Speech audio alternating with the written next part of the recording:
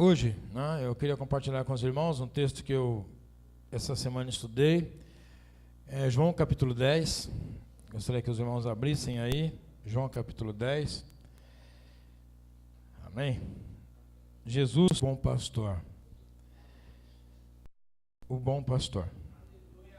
Em verdade vos digo, que quem não entra pela porta do aprisco das ovelhas, mas sobe pela outra parte, esse é ladrão e salteador. Aquele, porém, que entra pela porta, esse é o pastor das ovelhas. Para este o porteiro abre, as ovelhas ouvem a sua voz, ele chama pelo nome as suas próprias ovelhas e as conduz para fora. Depois de fazer sair todas as que lhe pertencem, vai adiante delas, e elas o seguem, porque reconhecem a sua voz. Mas de modo nenhum seguirão a estranho, antes fugirão dele, porque não conhecem a voz dos estranhos. Jesus lhe propôs essa parábola, mas eles não compreendiam o sentido daquilo que lhes fora falado.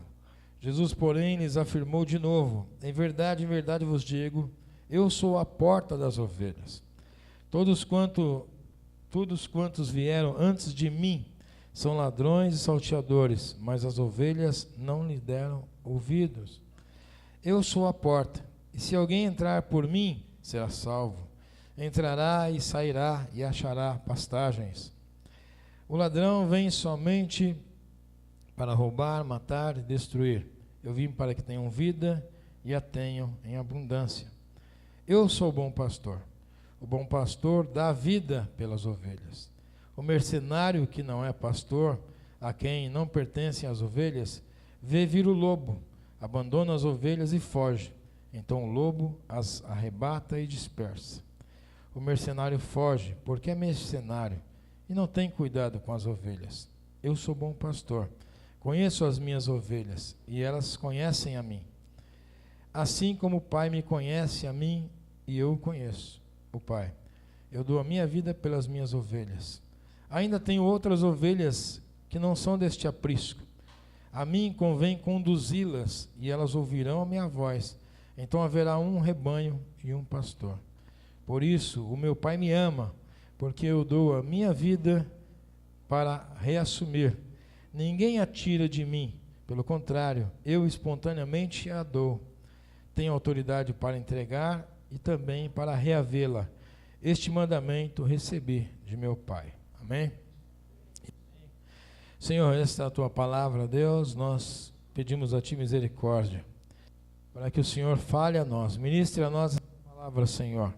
Não leve em conta, Senhor, nossas falhas, nossas faltas, nossos erros, não leve em conta a nossa vida de homem, mas que a sua palavra fale a nós com o poder e a autoridade que ela tem, e que apenas a boca do pregador seja usada, mas que a voz seja tua, Senhor, porque o Senhor fala aos nossos corações. Eu, Senhor, sou totalmente limitado, não sei nada, nem posso dizer nada, mas o Senhor pode todas as coisas. O Senhor conhece o oculto, o escondido e o mais profundo de cada um dos nossos corações. Então ministra a nós a tua palavra, com poder e autoridade, em nome de Jesus. Amém e amém. Amém. Essa semana foi difícil, obviamente, né? Uma semana muito dura para nós. Começamos essa semana na segunda-feira, com a minha mãe e a Thaís internada, então foi muito preocupante, foi muito difícil. E eu sou um pai muito protetor, né? Meus filhos nunca dormiram fora de casa, sem estar comigo, ou então aonde eu permiti, eu não permito meus filhos dormirem em quase lugar nenhum, né? A não ser na casa das vós e da tia. Eu sou muito sistemático com isso, amém, né? É o meu jeito. Elas estão orando, eu espero que Deus não me mude nunca, eu quero continuar assim. Mas enfim, é a primeira vez que um dos meus filhos ficam internados assim, né? Desse jeito. Então fiquei muito angustiado. E a minha mãe, a notícia de que a enfermidade, que ela venceu o câncer, agora voltou em outro órgão e que já está bem avançado. Então foi uma pancada muito grande na mesma semana. Então eu comecei a semana sabendo que a minha mãe tem um câncer que voltou e sabendo que a minha filha está internada com um problema grave também. E aí, então, muitas pessoas falavam, e aí, Cláudio, como é que você está? Eu falei, eu estou do mesmo jeito que eu sempre estive. Mas você não está chateado? Eu falei, um pouco. Você está triste? Um pouco. E aí, mas como é que você está? Firme? Estou firme. Você pode ficar triste, você pode ficar chateado, mas nunca perca a firmeza que você tem em Deus. O erro das pessoas é esse, é avaliar a fé pelo ambiente. Você não pode, sua fé não depende do ambiente. Se a sua fé depende dos últimos acontecimentos, você nunca vai ter fé em Deus. Se a sua fé é pautada pelas notícias do dia, que fé você tem? A fé tem que ser inabalável. O Salmo diz, os que confiam no Senhor são como os montes de Sião, né? Que estão ao redor de Jerusalém, que não se abalam, mas permanecem firmes para sempre. Então, você pode ficar triste, pode ficar chateado, mas você não pode perder a sua fé. Sua fé tem que ficar firme. Então, o seu emocional pode se abalar, sim, vai ficar triste, vai ficar chateado, é óbvio, né? Você pode ficar triste, mas a sua fé não pode ser abalada pelos últimos acontecimentos. E é óbvio que quando você está triste, você procura quem? Os ricos procuram um psiquiatra, um psicólogo, sei lá. Eu não, eu prefiro procurar Deus. Então eu procurei o meu pastor, e o meu pastor é Cristo, né? Espero que o senhor também seja.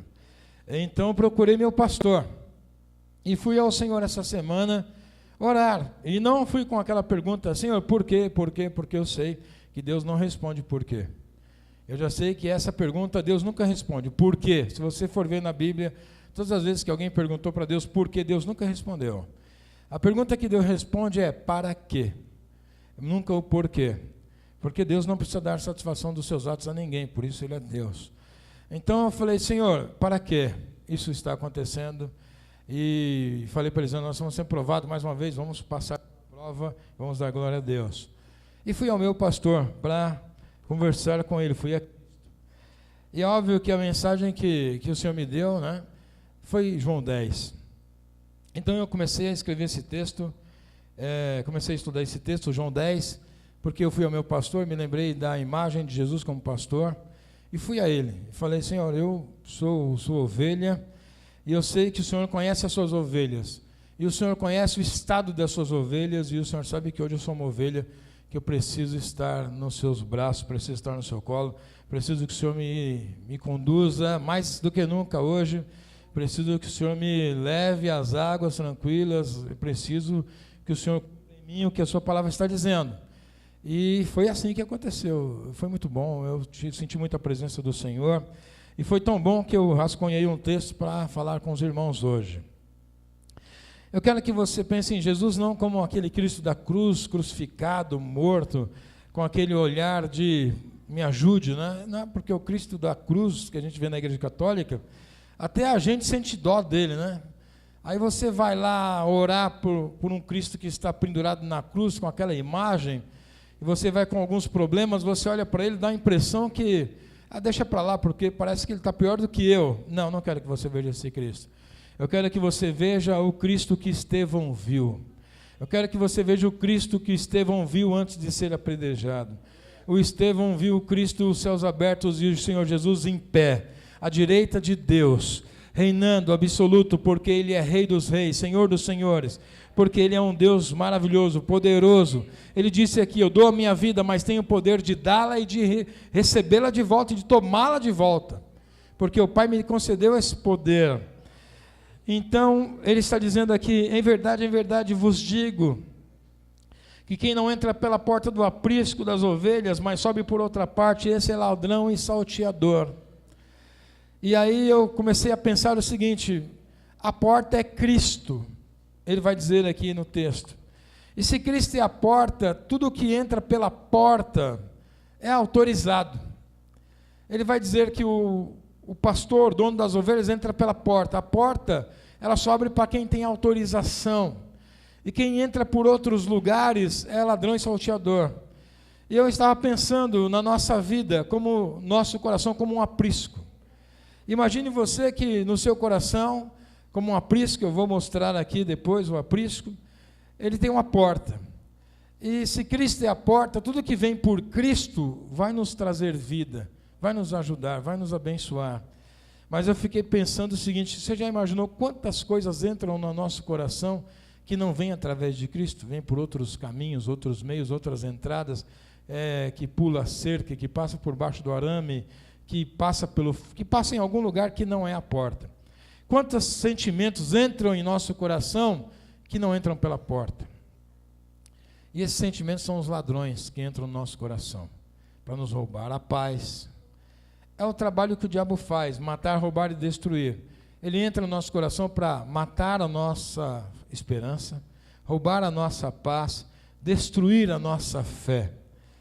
Então nós não podemos permitir que esse ladrão se aloje no nosso coração. Aí você está bem, daqui a pouco você fica triste, daqui a pouco aquela tristeza vai se potencializando, você vai ficando cada vez mais triste, e daqui a pouco você já está em depressão, daqui a pouco você não quer mais tomar banho, não quer mais pentear o cabelo, não quer mais sair de casa, e daqui a pouco você está entregue. O ladrão pulou a cerca, entrou no seu coração e está matando tudo dentro do seu coração. A porta, que é Cristo, não foi pela porta, porque tudo que passa pela porta é autorizado.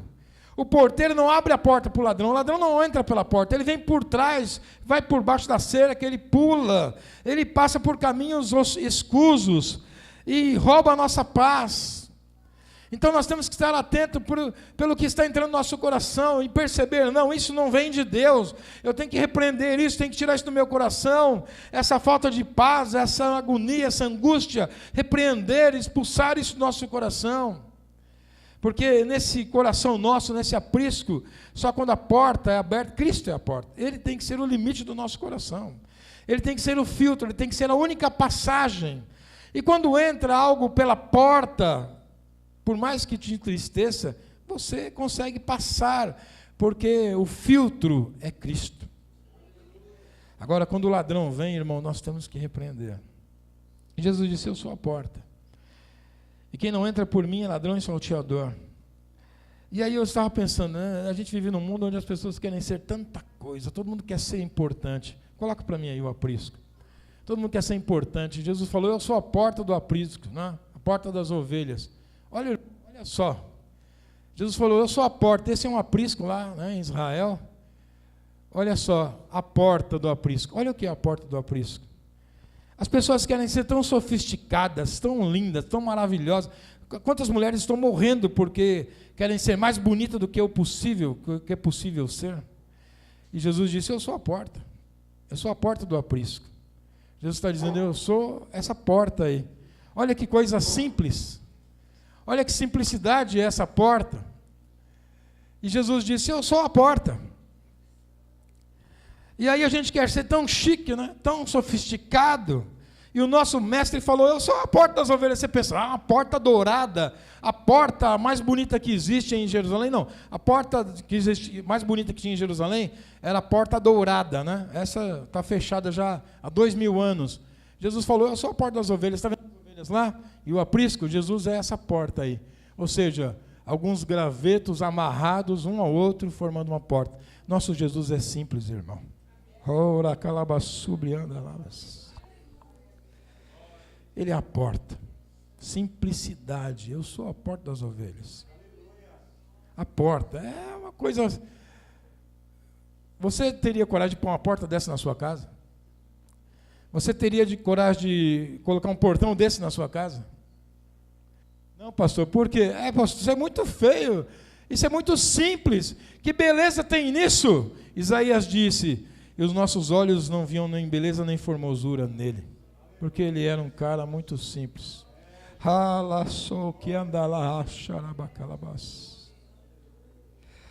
E a gente quer ser tão bonito, quer ser tão maravilhoso, a gente quer ser a última bolacha do pacote. Só que não avisaram que a última bolacha do pacote, ela está sempre quebrada, né? Então veja, olha, eu sou a porta das ovelhas. Oh Jesus, como tu és simples, como tu és glorioso, como tu és maravilhoso. Sou bem de canta labalabas. Aleluias. Pega esses homens aí do evangelho famoso, Perguntem para eles: vocês querem ser essa porta? Deus me livre, não, eu sou chique, eu tenho que ser chique. Mas Jesus falou: eu sou a porta das ovelhas. Aleluia. Ele é simples. Amém? Vamos continuar. Aquele que não entra pela porta, aquele que entra pela porta, esse é o pastor das ovelhas. Eu expliquei ontem, eu quero explicar hoje de novo.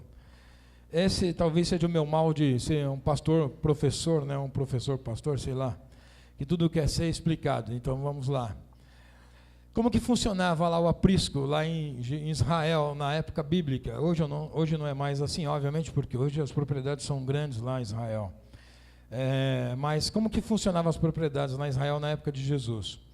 Então você tinha suas ovelhas, você era um pastor de ovelhas, você levava suas ovelhas para o campo durante o dia, passava o dia com as suas ovelhas, lá elas estavam bebendo no rio, você levava elas para beber água, você colocava no pasto para comer. Ovelha não bebe água em rio com água corrente muito forte, tem que ser uma água tranquila, por isso que o salmista fala águas tranquilas.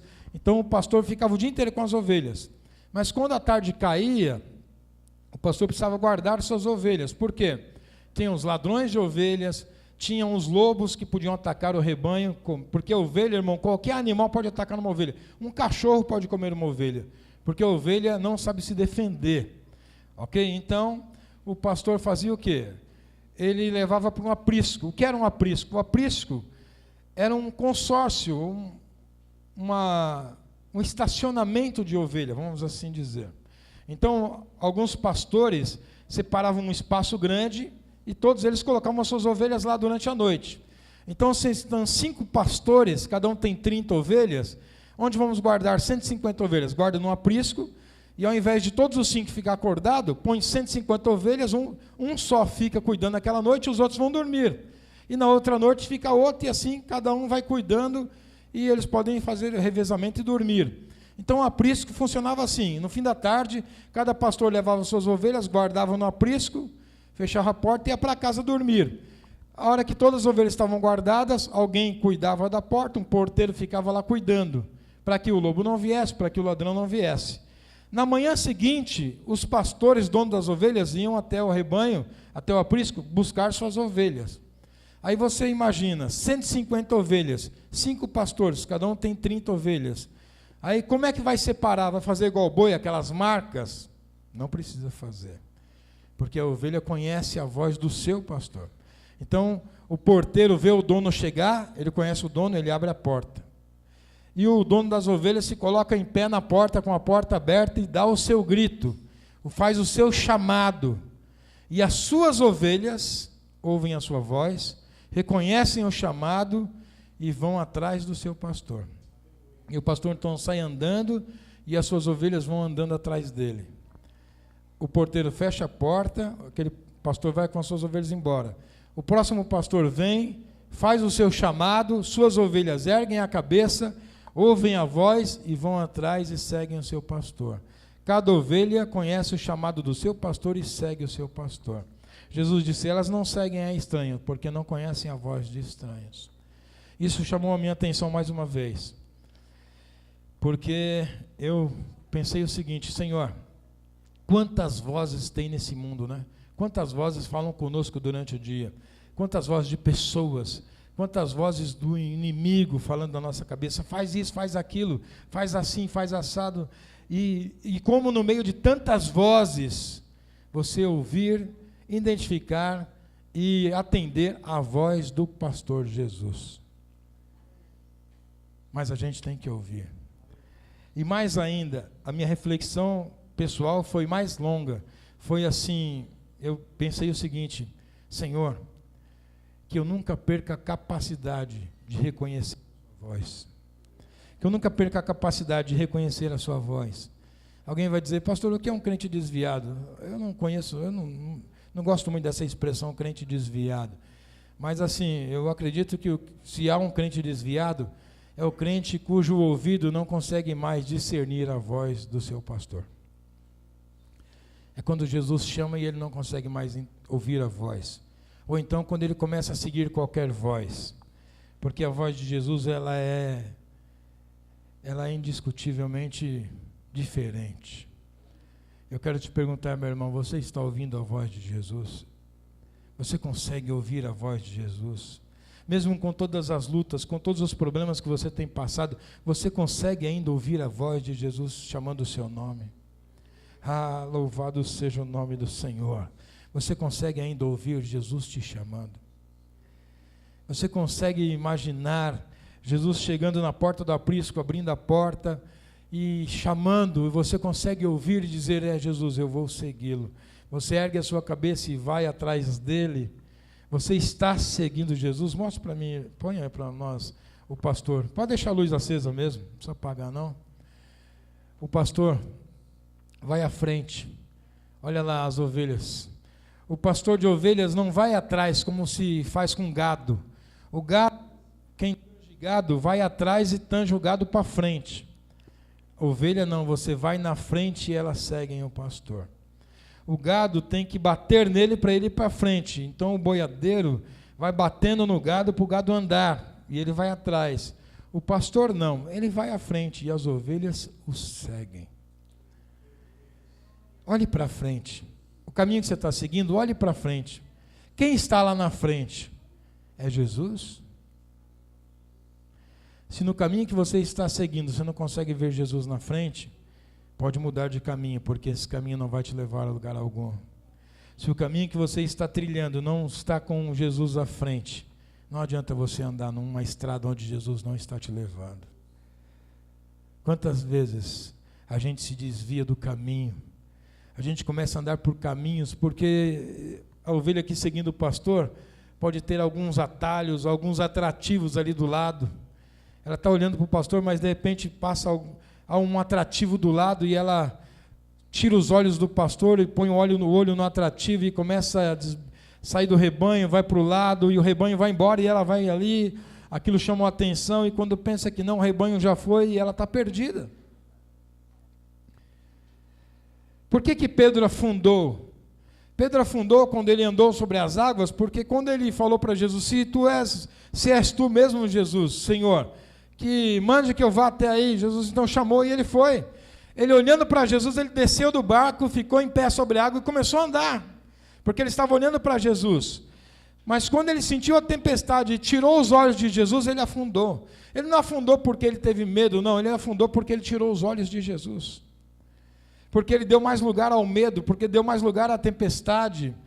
Ele não estava olhando para Jesus. Quando a gente olha para Jesus, a gente anda sobre as águas, a gente faz coisas que é impossível se fazer, porque os nossos olhos estão em Cristo. Se os seus olhos estão na igreja só, está errado. Seus olhos estão no seu pastor da terra, está errado. Seus olhos estão no irmão fulano, ciclano, está errado. Seus olhos estão no pregador X, Y, está errado. Seus olhos têm que estar em Cristo. O caminho que você está andando tem que ter Cristo à frente. Você está seguindo quem? Siga Cristo. Então o texto vai dizer aqui que o porteiro abre a porta das ovelhas para o pastor. E o pastor chama as suas ovelhas, próprias ovelhas, ele chama as suas próprias, ele chama as suas ovelhas, e elas ouvem a sua voz, e elas o seguem, porque elas reconhecem a voz. Então aqui tem duas coisas: há um chamado, um reconhecimento, e há um seguir. Pastor, eu ouvi a voz de Jesus, mas o que você fez? Nada, continuei do mesmo lugar, não resolveu. Pastor, eu queria tanto ouvir a voz de Jesus. Você pode ouvir, se você clamar, o Senhor vai falar com você. Mas o que você vai fazer depois de ouvir o chamado? Você tem que atender. Então aqui ele chama as ovelhas ouvem e seguem. Mas de modo nenhum seguirão a estranhos. Antes fugirão dele, porque não conhecem a voz dos estranhos. A gente se preocupa um pouco com o evangelho que está sendo pregado por aí. Um evangelho muito diferente do evangelho da palavra de Deus. Um evangelho muito comercial. Um evangelho mentiroso. Um evangelho sem sangue. Um evangelho sem sofrimento. Um evangelho sem renúncia. Um evangelho da barganha. O evangelho do toma lá da cá. o evangelho do dê 10, receba 100, o evangelho da negociação, da barganha, o evangelho de colocar Deus na parede, o evangelho onde todo mundo é bonito e maravilhoso, o evangelho onde ninguém fica doente, o evangelho onde ninguém fica desempregado. Esse não é o evangelho bíblico. Às vezes que Jesus chamou alguém, por exemplo, quando ele chama o jovem rico, ele não chama um pobre e diz, venha e você ficará rico. Pelo contrário, ele chamou o rico e disse, venda tudo que tem e venha. Aliás, dê tudo que você tem e venha, dê aos pobres, e venha comigo. O evangelho não te convoca a receber nada, o evangelho te chama o seguinte, abra mão de tudo e venha. O evangelho começa pela renúncia. Aquele moço devia renunciar todos os bens e seguir a Cristo. Esse é o evangelho, é a renúncia e seguir. Hoje não, hoje você segue e recebe tudo de volta, recebe tudo que você nem tinha. Então isso é errado, e nós nos preocupamos, me preocupa um pouco, Senhor, as pessoas estão sendo enganadas. Por que as pessoas são enganadas? Por que essas igrejas estão lotadas de pessoas, fazem 5, 6 cultos por dia, e parece horário de trem, né? Às 6, às 8, às 9, às 11, meio-dia, 1 hora, 3 horas, 4 horas, você olha o horário da placa da igreja, parece horário de partida de trem, de tanto culto que tem, e tudo lotado, lotado, lotado. Por quê? Porque são vozes, será que é a voz de Jesus? Será que é aquela porta simples que eles estão ouvindo? Será que é a voz do pastor que chama para o sofrimento, para a renúncia? Será que essa é a voz que as pessoas estão ouvindo? Ou será que elas estão ouvindo vozes estranhas, de pastores estranhos? Então quem é de Cristo realmente não segue a estranho, não segue o evangelho estranho, não segue esse evangelho esdrúxulo, complicado, esquisito, estranho à palavra de Deus. Esse evangelho hedonista, onde o homem é o centro de todas as coisas. Não! Essa frase, pare de sofrer, pare de sofrer. Se você vier a Cristo, você vai parar de sofrer. Não, se você vier a Cristo, você vai sofrer. Mas agora vai sofrer por amor a Cristo. Por amor ao evangelho de Cristo. Vai sofrer porque Cristo é renúncia, é sofrimento. Não dá para ser servo de Cristo e passar incólume pela vida. E passar pela vida sem ter nenhuma cicatriz, não dá. Para servir a Cristo, você vai acumular sofrimentos, cicatrizes, mas vai herdar a coroa da vitória. O apóstolo Paulo diz, ninguém me moleste, porque eu trago em mim as marcas de Cristo. Não é porque ele estava com as mãos e os pés furados, não. É porque as marcas do sofrimento estavam nele. E talvez se você tirasse a roupa de Paulo, né, a túnica, as costas de Paulo deviam ser muito marcadas, porque ele levou muitos açoites, 39 varadas, depois chicotadas, foi açoitado, né, foi apedrejado. Você acha que Paulo não tinha várias cicatrizes de pedras, porque ele foi apedrejado em Listra? Pastor, o que eu faço para parar de sofrer? Morre e chega na glória. Não, aqui na terra, servindo a Cristo, nós vamos sofrer. Eu não posso pregar aqui um evangelho que não tem sofrimento, porque o evangelho é sofrimento. Porque o evangelho é luta, porque o evangelho é renúncia. Mas o apóstolo Paulo diz, eu não me envergonho do evangelho de Cristo, porque é poder de Deus. É talvez por isso que a igreja não tem mais o poder de Deus, porque ela renunciou todo o sofrimento, e quando ela renuncia todo o sofrimento, ela renuncia também o evangelho. E se ela não tem o evangelho, ela não tem mais o sofrimento. Por que substituíram o púlpito nas igrejas? Não tem mais púlpito na igreja. Quando eu era menino, a gente não podia nem subir no púlpito, porque os púlpitos eram um lugar santo. Ah, tá, pastor, isso não tem nada a ver. Amém. Não vamos discutir isso. Mas havia um lugar onde se pregava a palavra, era o púlpito. Hoje não é mais. Hoje as igrejas não têm mais púlpito, hoje as igrejas têm palco. E se você perceber, se você for a uma igreja, olhe quantas luzes há em cima do palco, quantos holofotes, quantos focos, quanto brilho há em quem está pregando. porque apaga todas as luzes e acende o foco no pastor, no cara que está pregando, no grupo que está cantando, fica aquelas luzes, você não sabe se ali é uma tabacaria, se é uma igreja, se é um show, se é um teatro, você não sabe mais o que é. Para que apagar a luz da igreja, se Cristo é luz, que tudo aqui tem que estar à luz, às claras? Por que imitar uma casa de show, se aqui não é casa de show? Por que imitar o mundo, se o mundo tem que ser banido da igreja? Por que nós temos que ficar parecidos com o mundo para trazer pessoas?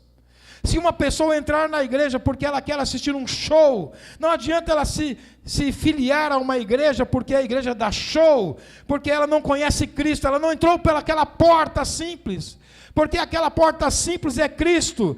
É por isso que as igrejas estão vazias, porque se você apresentar Cristo, Cristo não é glamuroso, Cristo não é atrativo, Cristo não é chique. Então as igrejas estão escondendo Cristo lá no fundo da salinha, estão fazendo palcos, luzes piscando, é o show para atrair público, mas quem não entra pela porta é ladrão e salteador. Quem não entra pela porta não é o dono das ovelhas.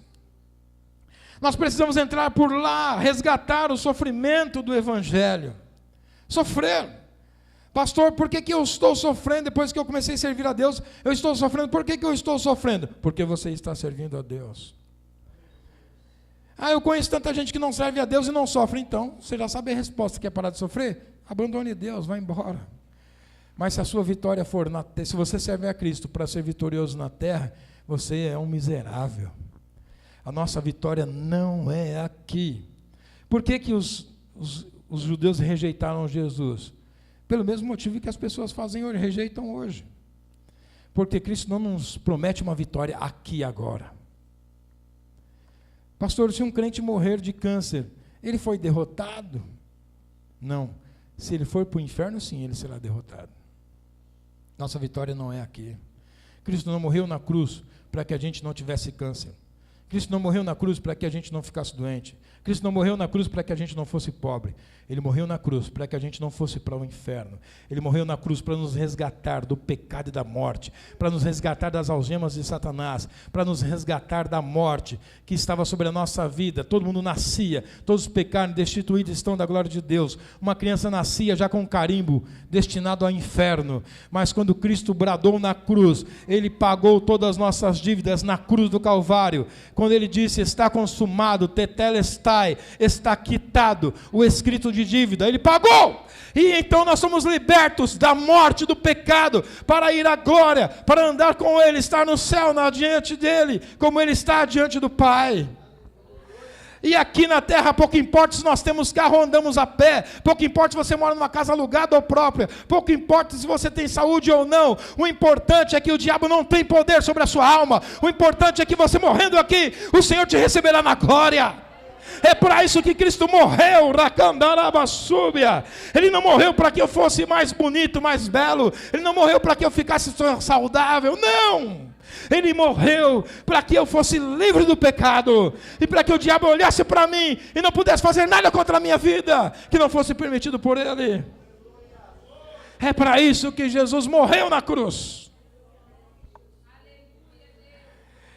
Porque se Cristo morresse na cruz para que eu fosse rico, para que a gente ia abrir a igreja em Itaquera? Falhou o propósito. Se fosse para Cristo morrer na cruz para ninguém ficar doente, toda vez que um crente ficasse doente, estava em falha. Falhou o propósito. A gente olha para o apóstolo Paulo, na carta de 2 Timóteo, que nós estamos estudando nos grupos. O apóstolo Paulo, um homem já idoso, com frio numa prisão, pedindo para Timóteo, traga a minha capa, traga meus livros, morrendo solitário numa prisão.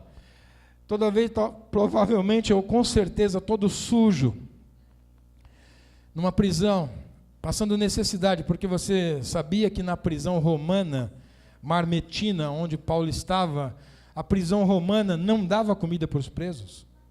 Se ninguém levasse comida para um preso, ele morria de fome. A prisão não servia comida. Então era preciso que alguém da rua levasse comida para o preso, senão ele morreria de fome. O apóstolo Paulo nessa prisão, na época do inverno, sem a sua capa, sem os seus livros, sozinho, falando para Timóteo: não tenha vergonha da minha prisão, não tenha vergonha das minhas cadeias, porque eu estou aqui preso por causa do Evangelho. Aí você olha para esse homem idoso, sujo, ajoelhando e colocando sua cabeça num cepo. Um cesto é colocado à frente do cepo. O carrasco ergue o machado e corta a cabeça desse senhor idoso.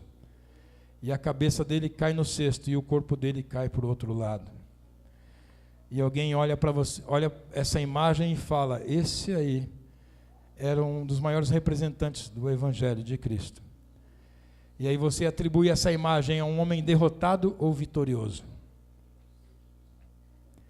Se nós formos olhar pelo olhar humano da terra, da Igreja da Prosperidade, Teologia da Prosperidade, ele foi derrotado porque ele morreu pobre, sujo, e ainda teve a cabeça cortada. Mas se você olhar pelo lado espiritual, esse homem é um vitorioso. Se você olhar o Estevão, recebendo as pedradas, olhando para cima, você vai dizer que aquele jovem era um derrotado ou um vitorioso? Alguém ia dizer: ele é um derrotado, ele está sendo apedrejado. Mas se você olhar pelo lado espiritual, ele é um vitorioso, porque Jesus estava em pé. Alguns estudiosos da Bíblia dizem que Jesus ficou de pé, ao lado do trono de Deus, para receber na glória o primeiro mártir que morreria pelo seu nome.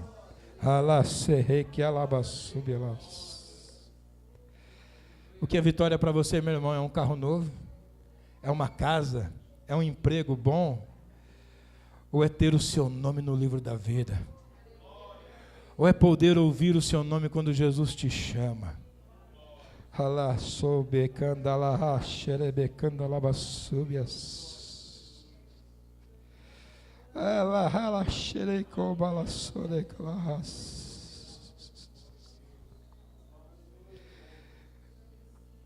Deixa as lutas virem, né? Deixa os problemas virem, deixa vir o desemprego, deixa vir a falta de tudo.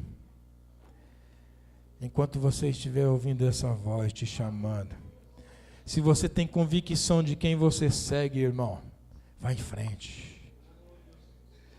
Vai em frente. Como é que está a sua fé? Peraí, não sei, deixa eu ler o jornal e ver as notícias. Hoje ela está abalada porque o dólar caiu, a inflação subiu. Não. A sua fé não pode ser movida pelas últimas notícias. Sua fé tem, por isso que a palavra de Deus não muda. Porque a sua fé também não pode ser mudada. Jesus afirmou de novo: em verdade vos digo que eu sou a porta das ovelhas. Todos quantos vierem a mim, vieram antes de mim, aliás, são ladrões e salteadores, mas as ovelhas não lhe deram ouvidos. Eu sou a porta, e se alguém entrar por mim, será salvo. Qual é o problema da igreja hoje? O problema da igreja hoje é que eles acharam aquela porta muito simples. Não, a gente está na época da tecnologia, iPhone, tanta coisa, e a igreja vai ficar apresentando aquela porta ali, aqueles gravetos. Não. Esquece, isso não vai fazer a igreja encher. Vamos pegar uma porta mais chique. Aí pega uma porta mais glamurosa e coloca lá. E realmente atrai as pessoas. As pessoas vêm, parecendo mosca no mel, e lota. Mas o que atraiu essas pessoas não foi aquela porta simples, foi a porta glamurosa. O problema é que quem entra pela porta glamurosa não encontra nada lá dentro. E aí esses crentes entram por essas portas chiques. Na primeira luta que vem, ele esquece, ele deixa Deus para lá. Primeiro problema, deixa Deus para lá. Porque Jesus diz: quem entrar por mim será salvo. Entrará, sairá e achará pastagem. Amém? Lembre-se que Jesus está falando de coisas espirituais aqui. Ele não está falando de coisas materiais, não. Então a pastagem aqui não é só arroz e feijão, não. Pastagem aqui é comida espiritual. Aí eu quero te fazer uma pergunta. As igrejas hoje, os crentes estão bem alimentados, né? Graças a Deus, não tem muito crente passando necessidade, fome não tem, ainda bem. Mas se nós pudéssemos analisar a vida espiritual, quantos crentes estão desnutridos espiritualmente? Quantos crentes estão subnutridos espiritualmente? Quantos crentes estão passando fome espiritualmente? Porque eles não entraram pela porta simples, eles não acharam pastagem, eles ficam rodando e não conseguem se alimentar. Por fim, o Senhor Jesus, Ele é o pastor, Ele vai à nossa frente. E aí eu quero contar para você uma história. Uma mulher foi lá ver um rebanho, um aprisco, estava olhando o aprisco, e as ovelhas ali todas andando para lá e para cá, e num cantinho uma ovelha deitada, bem paradinha ali, deitadinha, e a mulher perguntou para o pastor, e aquela ovelha ali, por que ela tem, que ela só fica deitada? Ele falou, não, ela está com a perna quebrada. E a mulher disse, coitada, como que ela quebrou a perna? O pastor disse, não, foi eu que quebrei a perna dela. Como assim? Como assim? Ele disse, olha, essa ovelha, por vezes ela saía do rebanho e se perdia. E aí eu tinha que procurá-la, encontrar, trazia para cá. Isso aconteceu algumas vezes, até que eu resolvi então quebrar a perna dela, para que ela não fugisse mais. E aí então aquela mulher disse, mas isso não é uma crueldade, quebrar a perna da ovelha? E o pastor disse, se eu não fizesse isso, se das vezes que ela fugiu, um lobo encontrasse ela primeiro do que eu, ela estaria morta. Então toda vez que a ovelha sai do rebanho, o pastor vai atrás dela, mas e se o lobo chegar primeiro? E se o lobo encontrá-la primeiro? Então o pastor disse, isso eu faço para que ela não morra, porque enquanto ela estiver com a perna quebrada, ela vai ficar aqui em segurança. E depois que ela sarar, aí sim, ela vai voltar a andar normalmente, só que ela vai estar lembrada de que ela não pode sair mais do rebanho. E aí, mais uma vez, eu pensei, quantas vezes nossas pernas são quebradas por causa da nossa rebeldia, por causa da nossa curiosidade de saber o que tem fora do rebanho, por causa da nossa falta de obediência a Deus e nós deixamos o caminho de Cristo. Pastor, por que eu estou passando por essa luta? Talvez o Senhor tenha quebrado a sua perna para que você não se perdesse do rebanho. Já pensou se o lobo te encontra fora do rebanho? Você pensa que um lobo só quebra a perna de uma ovelha? O que um lobo faz quando ele encontra uma ovelha? Ele despedaça a ovelha. Eu quero te perguntar, você sabe o que o diabo faz quando ele pega um crente? Você já imaginou o que o diabo faz quando ele encontra um crente desprotegido? O que ele pode fazer? A palavra de Deus diz que ele anda ao nosso derredor como um leão, buscando a quem possa tragar. Por que ele não nos traga? Porque o Senhor Jesus está conosco. Agora saia da proteção de Jesus, deixe o rebanho, se afaste de Cristo, e você vai ver o que o lobo faz com a sua vida. Então que Jesus não precise fazer isso conosco. Não é um ato de crueldade, mas sim de amor, para nos preservar a vida. O ladrão, porque você vê, irmão, tem pessoas que, a gente conhece pessoas, às vezes você conhece também, pessoas que estão sempre com a perna quebrada. Sei lá qual é a perna, às vezes é um emprego, às vezes é uma doença, às vezes é uma questão financeira, mas sempre tem uma perna quebrada. Por quê? Porque quando ele está saudável, ele larga Deus. Aquelas pessoas que quando está sem nada, está firme na presença de Deus. Quando consegue tudo o que quer, cadê fulano? Não, agora está só curtindo a vida. Larga tudo, abandona Deus e vai curtir a vida. É aquele filme, né? Curtindo a vida doidado. Aí o cara vai, esquece que quem nunca comeu mel, o ditado diz que quem nunca comeu mel, quando come se lambuza, né? E aí ele esquece até quem é Deus. E aí então ele precisa sempre ter uma perninha quebrada para sempre estar se lembrando de que ele não pode sair do rebanho. Eu sou o bom pastor, e o bom pastor dá a vida pelas ovelhas. E Jesus fez exatamente isso, ele deu a vida por nós. Ele não falou de uma coisa retórica, ele não falou de alguém que ele conhecia, ele estava falando dele mesmo. Eu sou o bom pastor. E quando ele diz, eu sou o bom pastor, e o bom pastor dá a vida pelas suas ovelhas, ele estava dizendo, eu dou a vida pelas minhas ovelhas, eu vou dar, eu darei, eu dei a vida pelas minhas ovelhas. Ele deu a vida por nós, ele deu a vida pelas ovelhas. O mercenário que não é pastor, quem não pertence às ovelhas, quando vir o lobo, abandona e foge. Um mercenário, ele rouba 30 ovelhas, e ele vai para o campo com as ovelhas roubadas. E quando vem um lobo, ele vai morrer por causa de ovelha que nem a dele ele roubou. Ele não ama as ovelhas, ele sai correndo e deixa o lobo comer as ovelhas e vai embora. Mas o pastor, que é o dono das ovelhas, conhece as ovelhas, ama as ovelhas, e ele se interpõe entre o lobo e o rebanho, e ele não permite que o lobo ataque o rebanho, ele ataca o lobo. É o que Jesus faz conosco. Quando o inimigo vem nos atacar, você acha que o inimigo te ataca sem passar por Cristo? Não. Ele tem que passar por Jesus, porque Jesus está à nossa frente. O lobo tem que atacar o pastor, e o pastor é Cristo. E o Senhor Jesus é quem nos defende junto ao lobo. Ou você acha que nós temos condições de vencer lobo? Que dente a ovelha tem para morder lobo? Que garra a ovelha tem para arranhar lobo? Que força a ovelha tem para se debater, para dar coice contra lobo? Não tem. Uma ovelha não se preocupa com a defesa, porque a sua defesa quem faz é o seu pastor. Então não se preocupe com a sua reputação, não. Se preocupe com o seu caráter. Caráter é aquilo que você sabe que você tem, que você sabe que você é. Reputação é aquilo que as pessoas pensam sobre você. E hoje a gente está tão preocupado com a nossa reputação, e a gente está pouco preocupado com o nosso caráter. Então não se preocupe com a sua reputação. Pastor, mas estão me atacando. Pastor, estão falando coisas de mim que não é verdade. Irmão, não se preocupe, porque a ovelha não precisa se treinar defesa, porque a sua defesa quem faz é o pastor. Não precisa você vou treinar aqui umas respostas para dar para aquela pessoa. Vou pensar num bom resposta para dar para aquele fulano.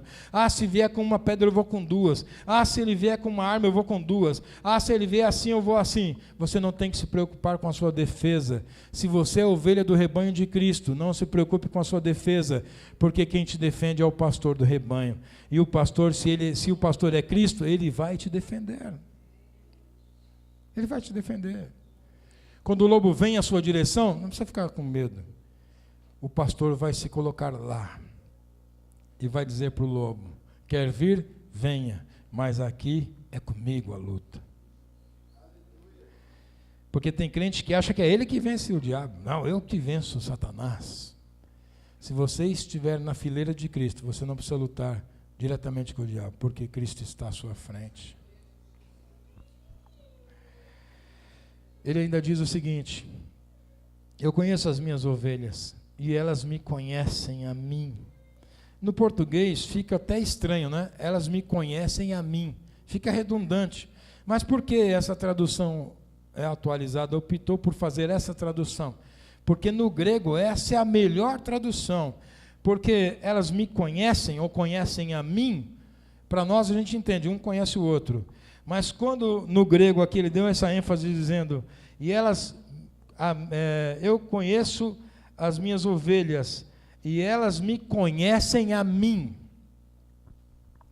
Não é, esse a mim é uma ênfase seguinte, elas me conhecem profundamente, elas me conhecem essencialmente, elas me conhecem intimamente, elas sabem exatamente quem eu sou. Não é uma ovelha que só sabe o nome. Ah, ele é o nosso pastor Cristo. Não. Elas conhecem intimamente, elas conhecem profundamente, essencialmente. E eu quero te perguntar, você sabe quem é o seu pastor verdadeiramente? Você conhece Cristo verdadeiramente? Você sabe que o Cristo que você serve, que o Cristo que é o seu pastor, você sabe que tudo que existe no mundo foi criado por Ele?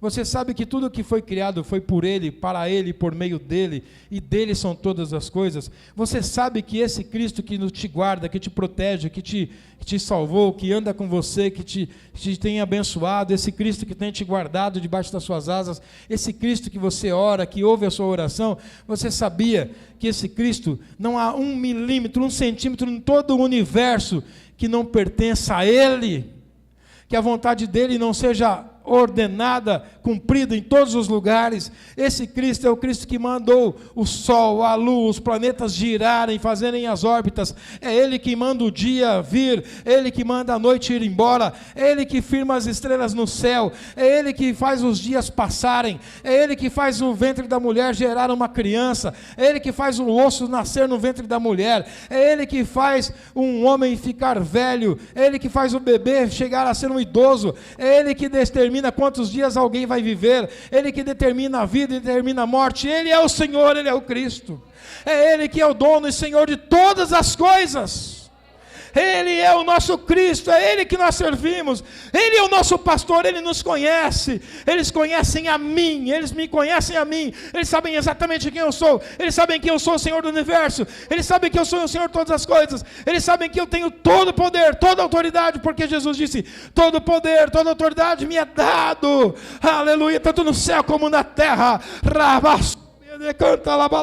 Não há no céu, não há na terra um só milímetro onde a vontade de Cristo não seja cumprida, onde o seu poder não seja exercido com autoridade.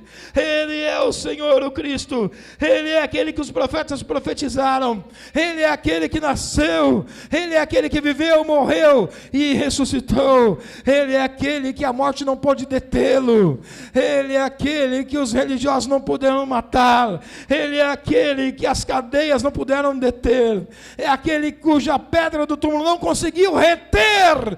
Ele é o Cristo, é Ele que nós servimos. E eu te pergunto, se você serve a esse Cristo, o que mais te falta? Toda vez que você fica chorando porque falta feijão, porque falta uma coisinha ou outra, você está eliminando o poder desse Cristo, porque se os seus olhos estiverem na glória dele, o que mais vai te faltar?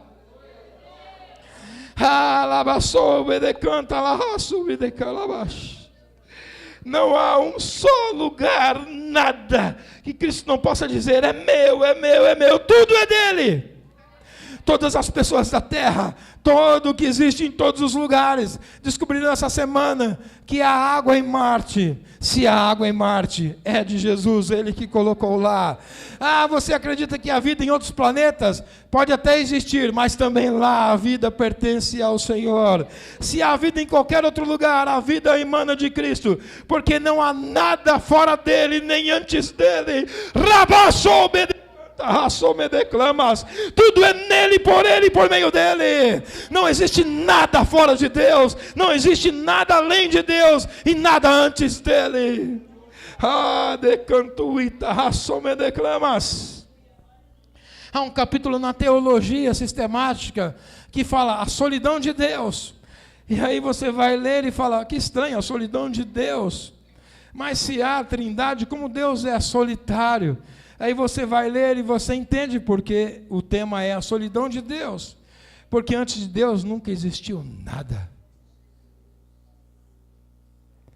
Porque Ele sempre existiu além de tudo. Então houve um tempo em que nada existia, só Deus.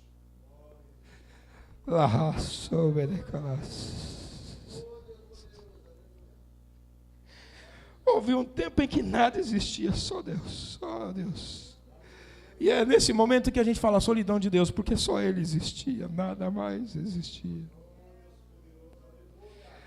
E aí o Gênesis 1 diz que no princípio a terra era sem forma e vazia. O Espírito de Deus se movia sobre a face das águas. Aí Deus então cria os luminares, ordena as águas, e Deus põe ordem no caos e cria todas as coisas. Mas antes, quando nada existia, Deus já existia. Então houve um tempo que só Deus existia. É por isso que o apóstolo João vai dizer, olha só o que o apóstolo João vai dizer aqui para nós. É por isso, aí você entende o que João está dizendo. Senhor, como nós somos miseráveis, Jesus.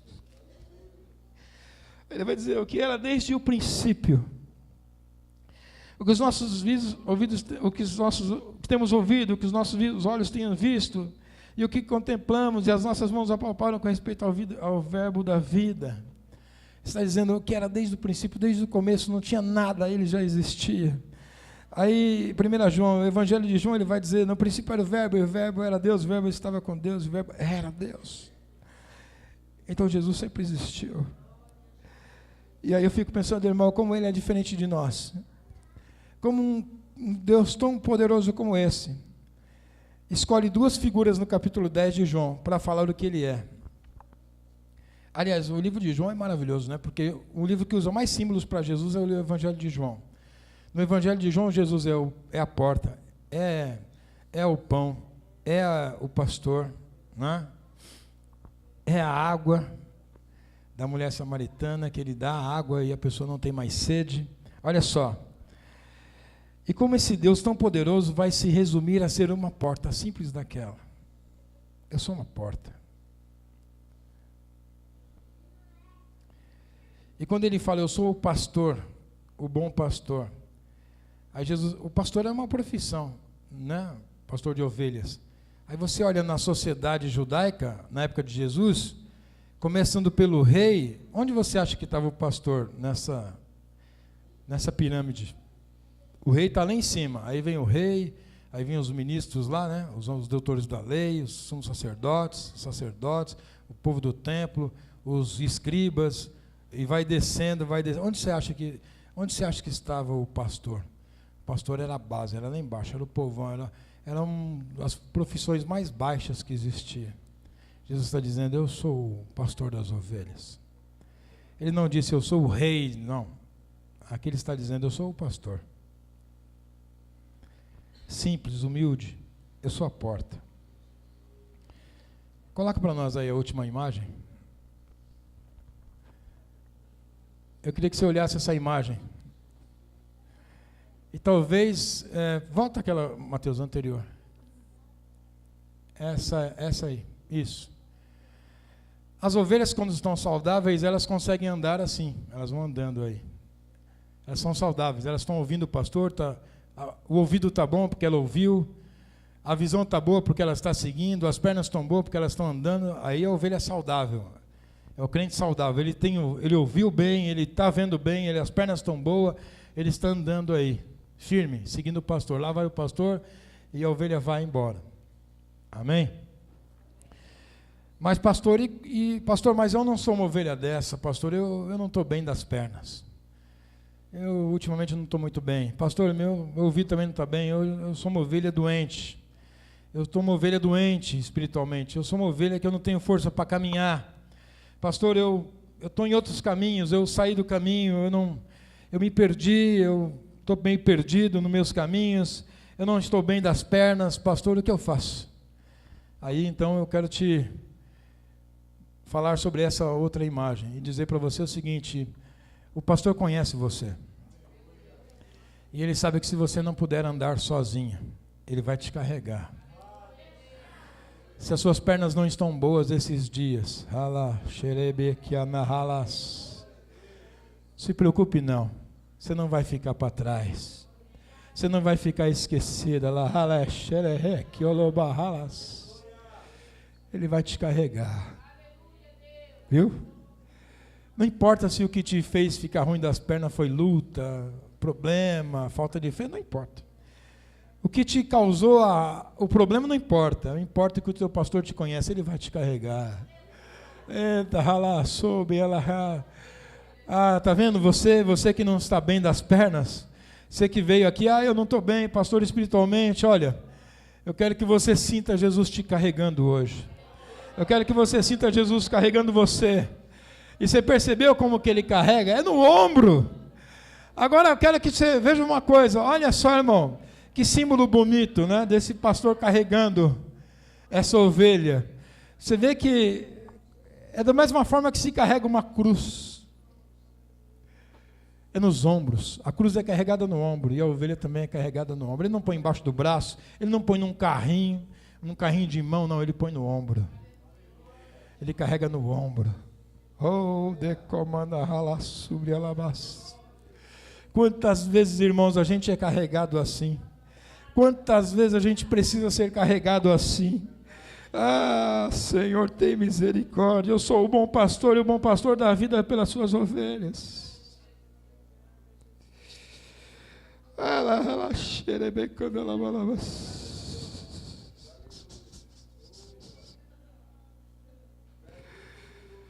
É bom ou não é servir a esse Cristo? Aí você vai dizer o quê? O diabo fala, você está passando por luta. Você fala, o diabo fala, agora você está quebrado. Eu falo, ainda bem, agora eu vou no ombro de Jesus. Ou então o diabo fala para você, você pecou, agora você vai ser jogada fora do rebanho. Não. É por isso que o amor de Deus nos constrange, porque às vezes a gente peca, faz um monte de coisa errada, né? Aí a gente pensa, agora Jesus vai me jogar longe. Aí a gente vai para a igreja até encolhido, né? Assim, Senhor, tem misericórdia, meu Deus, eu não posso nem abrir minha boca, eu não sou digno nem de cantar esse hino. A gente pega a Bíblia até com receio, né? Eu não sou digno nem de folhear a Bíblia, porque eu sou miserável, fiz tanta coisa errada, Senhor, tenha misericórdia. Aí você está se sentindo o pior lá do rebanho, achando que Jesus vai te falar, sai daqui, vai embora, bater a porta na sua cara. Aí Jesus pega você, põe você no ombro, carrega você até o aprisco, e guarda você com as outras ovelhas, né? E ainda olha para as outras ovelhas e fala assim, olha só, receba isso, sua ovelhinha, a irmã de vocês aqui que está ferida, e ninguém fale nada, cada um cuide da sua vida, cuidado para que amanhã você não seja o próximo que vá se perder. A mulher que pecou, né? A mulher adúltera, a Bíblia fala, a mulher adúltera. É engraçado que a mulher adúltera adulterou sozinha, porque cadê o homem, né? Nunca vi ninguém adulterar só. Tem que ter, é uma dupla, né? Mas a mulher adúltera, ela está lá, e alguém diz, mestre, essa mulher foi apanhada no pleno ato de adultério, e a lei de Moisés diz que ela tem que ser apedrejada. E aí, o que o senhor diz? Porque eles precisavam de um aval de um mestre. Aí Jesus disse, se diz a lei, tá bom. Quem não tiver nenhum pecado, atira a primeira pedra. Eles lançam as pedras ao chão e vão embora. Jesus olha para a mulher e diz, mulher, onde estão os teus acusadores? Ela olha e fala, não tem ninguém, foram embora. Jesus disse, nem eu também te condeno, vai, não peques mais. Então quando Jesus pega uma ovelha e põe no ombro, ele não vai falando para ela, nesse caminho aqui que ele vem carregando, ele não vem, agora você também toma cuidado, eu aviso, não, Jesus não dá sermão e nem lição de moral em ninguém. Sabe por quê, irmão? Eu entendo por que Jesus não precisa dar lição de moral nem ninguém. Quando eu leio a Bíblia aqui, eu percebo. Aquela mulher, ela está no chão. Jesus olha para Jesus, ela olha para cima, porque ela está no chão.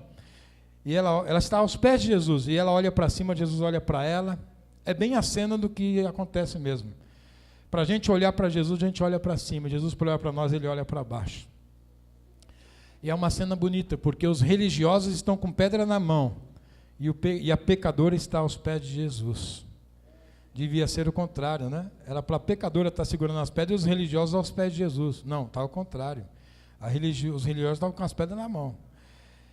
Mas Jesus olha para aquela mulher e fala, vai, não peques mais. Irmão, sabe por que não precisava Jesus falar nada para ela? Você já imaginou Jesus olhar dentro do seu olho e falar para você, vá e não peques, eu não te condeno, vai e não peques mais. Irmão, se Jesus olhar dentro do seu olho e falar isso, você não precisa mais falar nada. Porque o olhar de Jesus diz todas as coisas. Já imaginou o amor que é passado pelo olhar de Jesus? Já imaginou a meiguice? Já imaginou a delicadeza? Já imaginou, irmãos? Eu quero terminar. Mas que o nosso pastor esteja conosco. Quando você estiver pensando assim, não, eu tenho que ser o cara, né? Quando você pensar em glamour, lembre que Jesus é aquela porta. Quando você pensar em coisa chique demais, pense na porta que é Jesus. Amém? Ele não esmaga a cana quebrada, nem apaga o pavio que fumega. Se é uma cana quebrada, ele não vai esmagar para que você não. Ontem eu contei aqui, né? Vou terminar falando isso para você entender. A palavra de Deus diz que Jesus não esmaga a cana quebrada, nem apaga o pavio que fumega. Então eu ouvi um pastor pregando e falando que ele foi para o Mato Grosso. E lá tinha uma grande plantação de trigo. E o irmão da igreja falou, pastor, vou te mostrar lá a minha fazenda e tal. E ele foi com esse pastor, com esse irmão.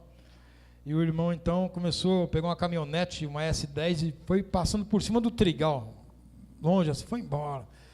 Aí o pastor falou assim: meu irmão, o seu irmão viu o que está fazendo? O irmão está estragando todos os trigos. O pastor falou que olhava no retrovisor assim, só via aqueles trigos tudo deitado assim, a marca das rodas da S10 e o irmão está estragando tudo. Ele falou: ô pastor, deu risada, ele falou: ô pastor, o senhor acha que está estragando? Vou mostrar uma coisa para o senhor. Parou o carro e pegou o trigo lá, que estava onde a roda passou, e ele falou que o trigo ficava todo amassado, deitava, né? E onde a roda passou, ele dobrava assim, até quebrava, né? Quebrava, o talo do trigo verde, quebrava.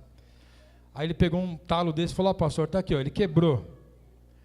Se eu deixar ele aqui, daqui 2 dias, ele volta sozinho. Ele se conserta e volta.